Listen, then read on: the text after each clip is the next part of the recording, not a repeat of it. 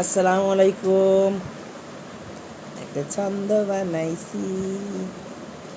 ধৈর্য করেন ধারণ, ধৈর্য করেন ধারণ, হতাশ হওয়া বারণ।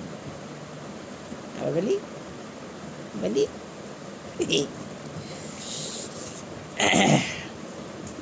ধৈর্য করেন ধারণ, হতাশ হওয়া বারণ। কারণ আল্লাহ তাআলা বলেছেন ধৈর্য ধারণকারীকে আল্লাহ তাআলা খুব পছন্দ করেন।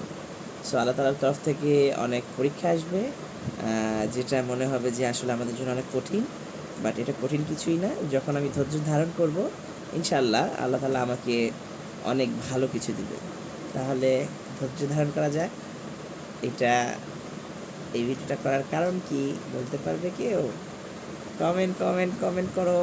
নতুন ব্লগার, নতুন নতুন নতুন